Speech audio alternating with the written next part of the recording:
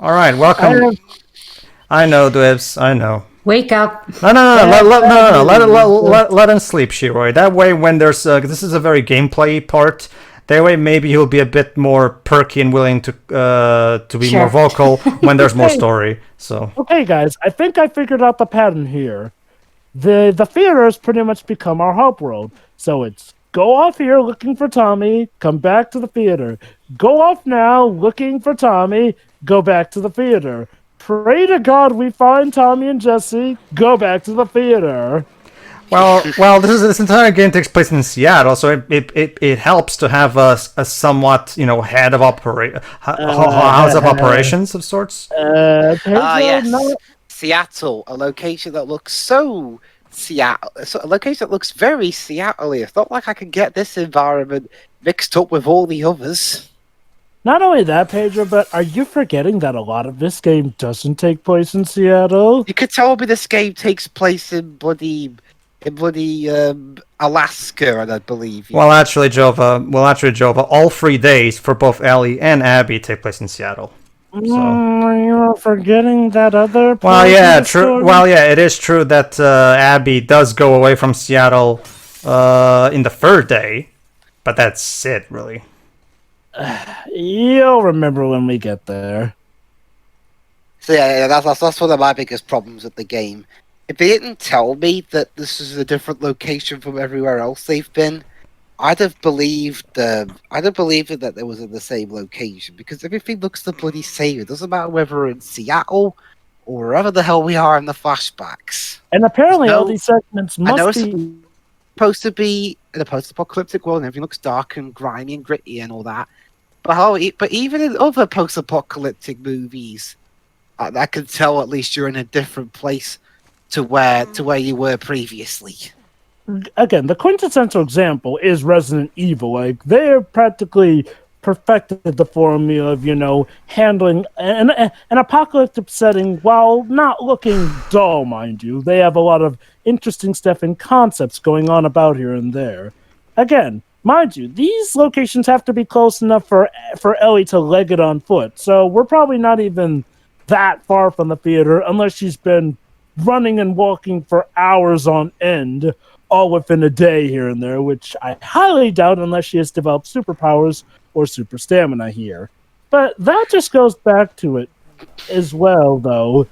When you get down to it, this game is kind of visually boring, not helped by the fact that we stick around in Seattle for so much of the dang plot that it's not really intriguing. So basically, Jovo, what you're saying is this game would be a whole lot better if Oh, it that's- took inspiration. Jesse's here. This is good. He can help protect Dina. It felt good having him around to deal with the WLF. Maybe he can help us find these people more quickly. I don't want to hear anything about turning back. Feel her love? Who the fuck are these people? Why did they do this? Go ahead. Sorry, basically- Ellie, you won't really get to learn about that because we'll be dealing with that in Abby's playthrough. So basically, Jovo, it'd be a lot better if they rip off of all movies the snowman and have the killer be able to teleport or use his magical wizard powers to hide behind fog, even though there isn't much fog in the scene that he's hiding.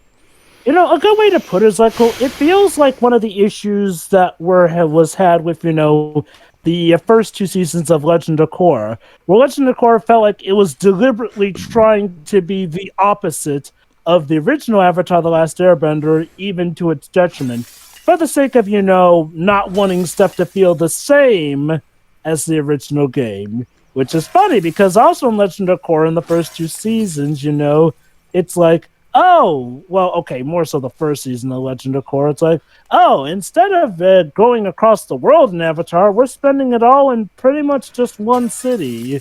Which, mind- Ellie that- died from the glass falling on her. That actually reminds me, Jova. Okay, might as well explain this bit real quick. Basically, there's the locked door there. However, this is another environmental puzzle where if you make good use of the rope and the little bits in here, you can create a rope that will allow you to swing past to that area so you can open the door from the other side. But that reminds me, Joel, have you taken a look at the Legend of Korra comics that take place after the end of Season 4? I've not gotten around to those yet, but They, I've heard me and good Shiro about them. have checked those out a bit. Let's just say the way the writers apparently Brian was the one who wrote the comics from what I was able to tell. Let's see. I Okay, think, okay. but don't quote me on that. If it's like the original comics, then Brian and Mike are not the ones who wrote those. Okay, never mind then. So okay, so I don't know. Like, well, I mean, maybe the writers are different, and it is actually Brian and Mike for Legend of Korra, but well, it doesn't I matter wouldn't anyway. know. Whatever, it doesn't really matter anyway. You know what's the interesting thing? Basically, Korra decides to introduce Azami to her parents. And her parents are cool. Oh, great! Screw the church together and all that stuff. Blah, blah, blah. They're all very accepting and everything. However, the father shows concern that you have to be careful about who you tell this to, Korra, because while we're cool with it, not necessarily everybody in Central. What's the name again? Central City. Central City. That's Republic City. That's it. Republic City. Republic City. Not everybody in Republic City might immediately, be so open and accepting. So you have to be a bit. So you might want to, first wait a bit on it. And Korra immediately goes, "Oh, Dad, I didn't think you would be such a bigot and shit." And I'm like, "Wait, what?" Wait, seriously? No. She basically gets angry at her dad. Here, let me get the actual quote so I can recite it to you. So was the comic actually good, Shiroi? I showed Shiroi the comic and she didn't care for it either. I'll just say that. Let me just real quickly get that so I can show you. There's a problem with a lot of Avatar comics. Like I've read the Last Airbender comic that came after that was set after the end of the TV show, and I think and so far from what I've read, it's just kind of meh. Let me put it like this: Brian and Mike were not involved with the making of the comics, and it shows. Well, mind, from what I've heard, they're involved in the Korra comics, and they aren't particularly great either. So it doesn't matter at the end of the day. Yeah, so don't you just love it when it comes to some when it comes to quality, sometimes the quality depends on whether the creators were involved or not. Wait, hold on. Where the answer is it doesn't matter, it's gonna suck anyway. Let's see. At first glance, Gale Price looks and acts like a typical teenager, mood swings and all, but those mood swings power her ability to increase the velocity of matter. When happy, she directs this power outwards, increasing the speed of her allies and throwing her enemies off balance. When sad, she directs this power inward, allowing her to outrun her enemies and making the rest of the world feel sluggish. Though powerful, she is an unpredictable ally and an easy target for the mind manipulation tricks of Motivator. Whoever that is. That's actually pretty cool. The fact that what her powers do depend on her current emotions. That's actually pretty cool. And they deal with velocity as well. But the Avatar comics are rather hit and miss here and there. Mm-hmm. From what I've been able to see, yes, the Korra ones are definitely kind of a miss. From what from what I've seen, I'm trying. Okay, here's one. Let me just real quick get into the website because it shows here one of the pages that I mentioned, but not the page right after. Anyway, this person got killed. Next. Okay, here we go. Basically, so what happens was, Korra and Azami went to Korra's house to meet the parents, blah, blah, blah. So as you know, Azami and I have been friends for a long time, and I'm just as surprised as anyone. And then Azami's like, your daughter is incredible, and I'm so thankful she feels the same way about me. What we're trying to say is we're together, and then the parents look a bit surprised, but then that's not what I expected to hear, but I couldn't be more pleased. It's wonderful. So there we go. So clearly the parents are perfectly cool with it, right? No issues here, right? But then we have this shit. Again, here, I'll even post it for you to read for yourself, Joe. This will be fun. Need bandages, painkillers, vitamins, yada yada yada yada yada. Let me count the days. What's the name of the comic? I forgot the name. No, I forgot the name. Sorry. Just look at Legend of Korra comic. You should be able to find it. Friends, is he Turf Wars? That's it. Turf Wars. Go ahead. Yeah. The story and script were written by Brian and Mike, and Mike wrote the script for the actual dialogue and that. So yeah, it's like as I said earlier, apparently it doesn't matter whether the creators are involved or not. The comics are still not gonna be here, Jova. For the sake of that's very uplifting, isn't it? Here you go, Jova. For the sake of the audience, go ahead and start reading from the second vignette. Go ahead. Just you want me to read them? Might as well, since we brought it up, and so the audience can also know what we're talking about. Why not? There's nothing going on anyway. What's that supposed to mean? No. For when that says, so who else? Well, I'll go. Okay. So who else have you told? And then she goes, You two are the first, but I guess once we get back to Republic City, everyone will know. just be careful, Korra. It's best to keep your personal life private. And then Korra's like, go ahead. What's that supposed to mean? I think your father is trying to say, not everyone will be so accepting. So, that's their problem. I don't care what they think. I'll tell whoever I want. Korra, just don't get ahead of yourself. Sometimes you get a little excited and... Go ahead. I've dealt with a lot of narrow-minded people. I just didn't realize that you were one of them. Oh, nice to see that after 4 seasons, Korra's still the same moron ever. Good God Almighty! So Jova, are you? But why should I be excited about this live-action TV show they're making if they prove they can fall back into the same errors that they made before?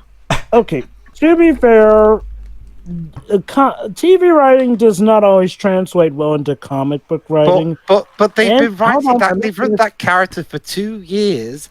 They got over the first problems from the earlier seasons, and now they've apparently fallen right back into it again.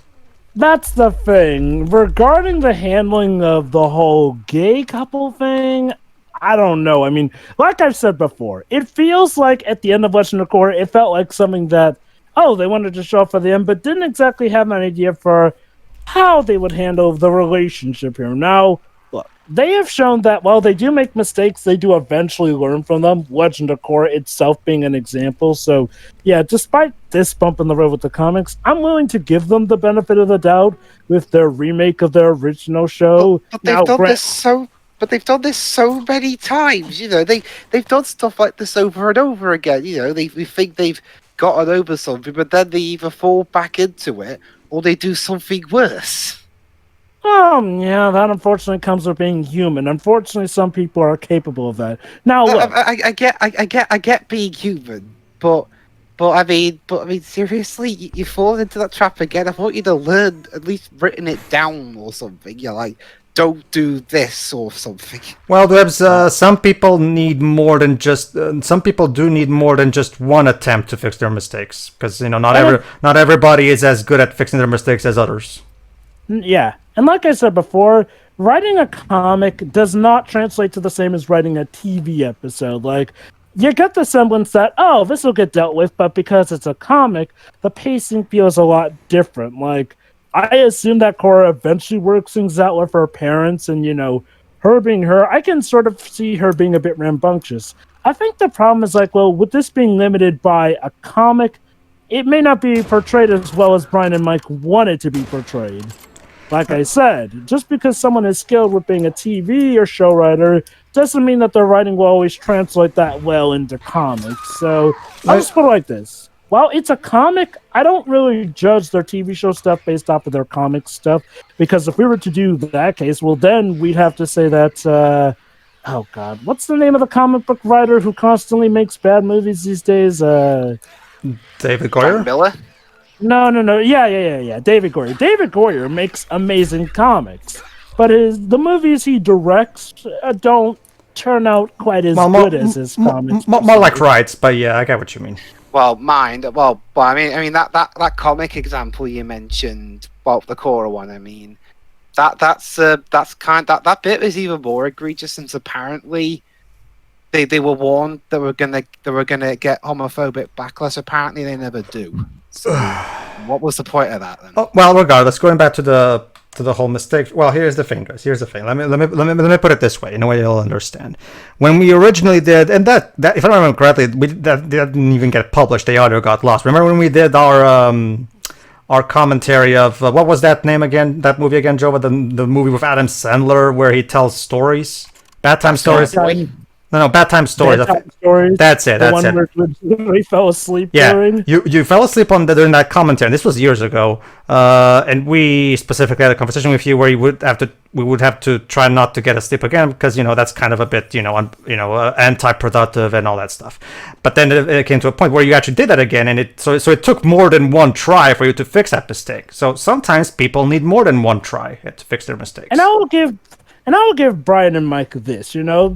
They still have done much more good in their careers than they have done bad, mind you. So I still would be willing to give them the benefit of the doubt. Yes, they did have a very wonky moment with Legend of Korra, but even from that, they eventually did listen to criticism and recover come Book 3. And while Book 4 wasn't amazing per se, it felt more on the good spectrum, that hokey ending aside. And I don't know, maybe literally a robot. I don't know, maybe it's different for you guys, but for me, it's like I said before, it's one thing when someone who isn't good at something keeps messing up, because you expect that from them. Like Skip Woods, for example. I don't believe he's ever written anything good, ever. Well, let me tell you this. Stuff being bad coming from him, while it does feel shitty to see something shitty given a studio budget and put on screens. You kind of expect that from writers like him. For me, it's one of those things, Joe. But from people who you've seen, who you have seen before and know could do good work, when they fuck up, it hurts more. You know. Oh, trust me, I definitely get that. That's when it really hurts when you see someone who can do better do something stupid. Yes, I get that. I would like to answer the Dwebs. Okay, yes, Dwebs, of course, I can understand that point, but at the same time, I also think it's important to understand where the mistake comes from, because not every mistake is equal. Because not only something something akin to this game, where it's just Neil being hard-headed and flat out, completely intransigent. The point is, he's being a complete asshole about the whole matter, and clearly he went way over his head. Where unlike something with the Ni no Kuni movie, where, like you yourself said, it sucks more when Hino does it, because Hino is such a great writer in general most of the time. But at the very least, Hino's mistakes with the Ni no Kuni 2 movie were just a pure misfire of making mistakes when it comes to the story. Not mistakes in the sense that there's bad representation or something like that. Nothing necessarily controversial. Just a badly told story. Period. That's it. There's nothing in it. But it was just a simple misfire, and that's it. So I would argue not every mistake is equal. When it's something like Neil, who's much better than this as a writer, and he does something that is not only terrible, but also incredibly, as Shira will, not just that, but also as Shira will explain later, dangerous. I think if that's a word I can use, maybe. And flat out misinformed. It can potentially, bad representation of things like this can potentially be dangerous. Exactly. And misinformed. Potentially, not in every case, just potentially. Misinformed and dangerous. Whereas all Hino did was make a badly paced movie. So I would argue his mistake is nowhere near as severe and saddening as a mistake like this game. So I would argue, or even a mistake like Brian and Mike, whereas Brian and Mike had Coruscant become a thing out of nowhere, which is something that is flat out bad and just comes across as just being desperate for approval, because it makes no sense for these two to now be a thing. like we've discussed in our core commentaries. Like I've said, So any mistake. makes- So not every. The point that I'm trying to make here is not every mistake is equal. So it's important to judge each mistake based on what the nature of the mistake is. So And like I said, when it comes to somebody who still does show that they can do good, I don't think it's really wise to say slam the door on them. Like I said before, Brian and Mike did eventually come around and make Legend of Korra a better show by listening to the criticism here and there. Neil does not look like he is on that path with how he's been pretty much at war with the fan base, and again at war with people who dare to so much as have fun with the gameplay. Seriously. I think a problem with Neil is that unlike a lot of those other examples, Neil is actually co-running the company. studio, and he's behind the game. So the only other person who should be telling him where he's going wrong, Evan Wells, is from what I understand, he's apparently not done a damn thing. He's yet another George Lucas, basically. Honestly, no. I don't mean in terms that he's. I don't mean in terms that he's a better. That George Lucas is a worse writer. I mean in terms of this. I'm talking about the principle of a guy who, when he was being told things, he was able to go through, achieve creativity through art, through adversity. Whereas when he was given full creative control for the prequels, he screwed up a lot of things. That's what I'm talking about. Like the whole. At least with George Lucas, he wasn't a full-on arsehole who was telling fans on Instagram. That's what I'm saying. My story is genius. Well, yeah, that's what I'm saying. I'm talking about the whole principle of when you're in full control, like you lose, like you don't have anybody to help you with things. But go ahead. And at least with George, you could say that he listened to criticism at least, and he wasn't just like, "Oh, you guys are stupid. I'm gonna do things my way." Like, well, actually, Jova, he kind of did that. But go ahead and finish your thought. Not really. I mean, okay, I get him insisting that it was his vision, yeah, but he wasn't going about it like, "Oh, everyone who critiques me is a hack or anything," or like, "Oh, you're a terrible okay. if you agree with it." Sure. I'll say this. George Lucas at least has grown to kind of regret the prequels, but I'll say this right now. The prequels were not inherently bad per se. Yes, they were, but whatever. They had interesting ideas, and for God, they at least did world building better than a certain other trilogy, which I will refrain from mentioning. My point is I still do find good with the prequels, but that has nothing to do with my opinion on the matter. No. What I'm talking about is I feel like George Lucas at least tried to handle things more professionally, and at least it felt like he did take into mind some of the stuff people were critiquing him about. Hence why it felt like by the time of Revenge of the Sith, things were getting better with the prequels. Not for me, but whatever. Bad. I absolutely hate the ending of Revenge of the Sith because it's so terrible. Yes. We know. Well, I mean, I'll take that over the ending of Rise of Skywalker. Well, yeah, congratulations, George. You made a movie better than Rise of Skywalker. Like, my dog could make a better Star Wars movie than Rise of Skywalker. Yeah, I'd love to see that. Someone's pet writing it. I'll say it before and I'll say it again. George did not need to get booted from the franchise. What he should have done was, been sort of inserted into a team, similar to Kevin Feige of sorts. Like, he still did have a lot of good ideas here and there for the franchise. Like I said, the prequel did have a lot of good ideas, which other people would then build off more on, and hence it would add on to the expanded universe, and we got some pretty cool stuff like Clone Wars or some other cool spin-offs here and there as well. Not the Clone Wars. But anyway... Is the Clone Wars the CGI one? Yeah, the CGI one was the 2D one, the Clone Wars was the CG. Yeah. Gotta remember that, yeah. It's also just add the... Well, there's also... Well, Joe, the primary reason... My primary problem back in the day when he was interviewed about the whole fan response thing, he made an analogy of, well, I get that people prefer if I painted my house white. However, it's my house, and I prefer to paint it green, so I'm going to paint it green. So while he didn't go full Neil Druckmann on us or anything, I will still argue he didn't need to, basically go, it's my movies, I make them the way I want to, Okay, so yeah. With George, I'd say it was a mixture of pride, not to the obnoxious level, but to sort of the artistry sort of level, mixed in with maybe people going a little too strongly against him because, oh boy, okay, to say the hate against the prequels is overblown would be an understatement. Some of the actors literally had to go into therapy with how people went after them for the prequels here and there. Like, the prequels were sort of around the time when the internet was becoming more prominently used.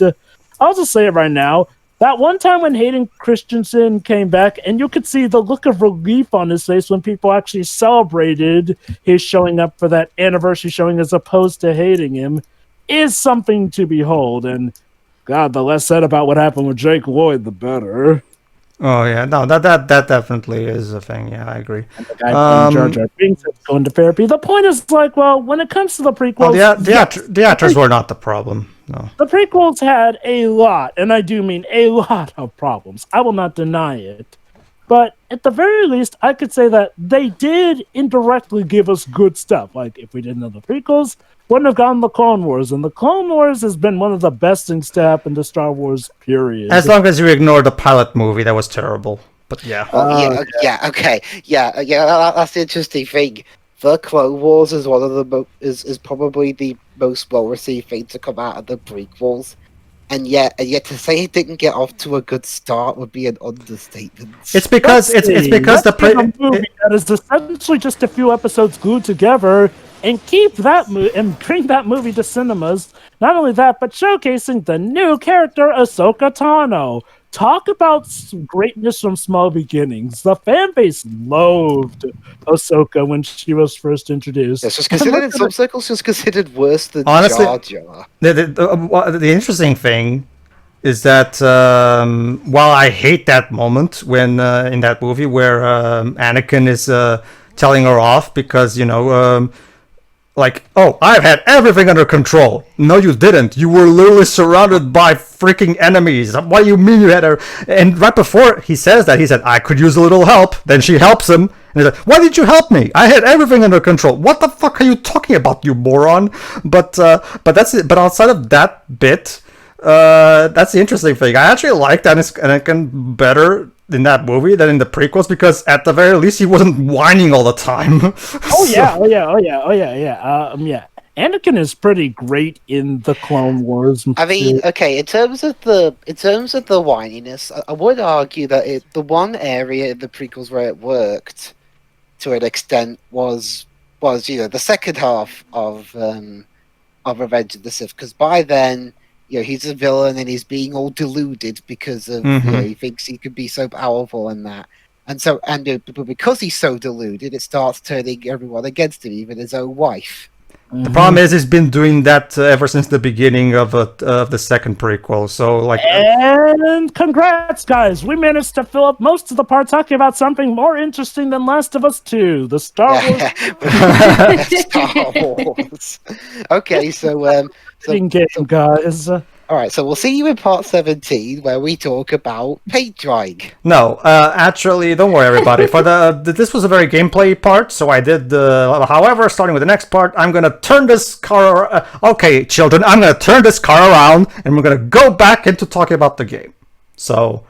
So what if I don't want to? But Dwebs wants us to talk then about Color Splash, if you don't, apparently. Dwebs, if you don't let me drive, I will not give you a lollipop. So. But I have a driver's license. Yeah, but this is my car, so I drive.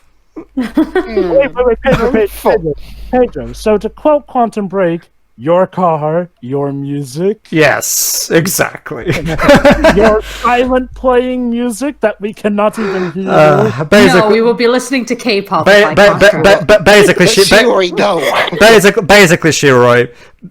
In Quantum Break, there's a scene where a character puts in a song in the radio, and the other characters are like, weirded out that she's hearing that song, and then she goes like, "My car, my music." you know. However, because the game has an option to disable copyrighted music, you know, for the sake of YouTube and streaming purposes, because of that copyrighted song is muted in that scene. And as a result, the joke of that scene is rendered nonsensical. I mean, if they'd have replaced it with another joke like, you know, the characters hearing music that everyone else can't hear and they think they're going crazy or something. But my favorite music, silence. They should have... Actually, well, believe it or not, there actually is a song that someone made where there's just dead silence for like... They should have come up with either a public domain song or an original made by themselves song to put in that joke. Well, I mean, why not? It's not like the music's gonna stick out from anything else. It's so bland. Hell! You know what they could have done? They could have put in some Beethoven music, because most of Beethoven's symphonies are public domain. And considering, God, I forgot her name, Blandy McBland, Miss Bland. What's her name? I don't remember, Jova. Sorry, but she doesn't look like the type that would listen to classical music, so that would also have helped give the joke more impact. But no, whatever. Tune in for the next part, everybody. See you then. See ya. See ya.